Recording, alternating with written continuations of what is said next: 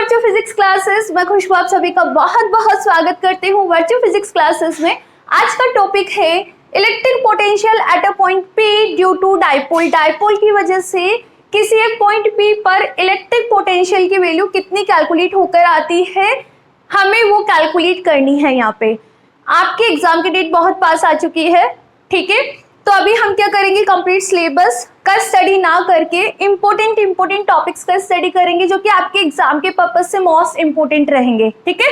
तो आज की टॉपिक की आप हेडिंग डालिए electric potential at a point P due to dipole. Dipole की वजह से किसी भी पॉइंट पी जो हमें सेलेक्ट करना है वहां पे इलेक्ट्रिक पोटेंशियल की वैल्यू कैलकुलेट करनी है। डेरिवेटिव पार्ट है, ठीक है। बिग आंसर में ये क्वेश्चन बनता है, ठीक है। सबसे पहले क्वेश्चंस राइट डाउन करो। फर्स्ट क्वेश्चन क्या बनता है यहाँ से, व्हाट इज डाइपोल।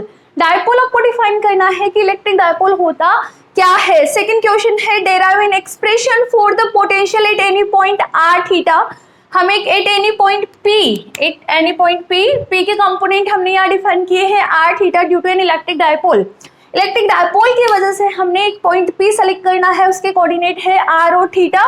वहां पे आपको एक्सप्रेशन डेराइव करना है किसका, इलेक्ट्रिक पोटेंशियल का। अगेन रिपीट कर रही हूं, डेरिवेटिव पार्ट है और आप ऑलरेडी इसका स्टडी कर चुके हो क्लास 12th में।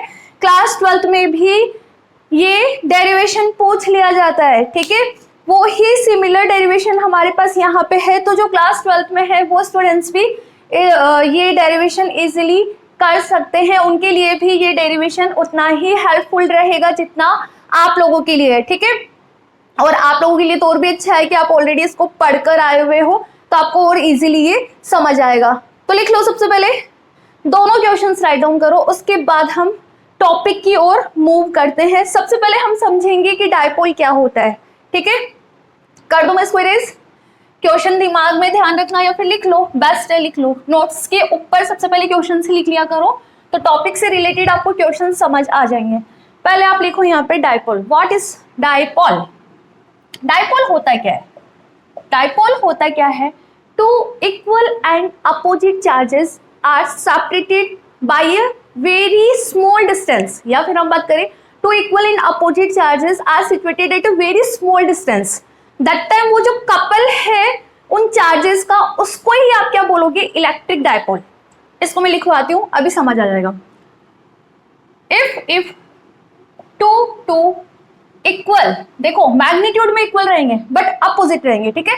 If two equal and opposite charges are situated at very small distance,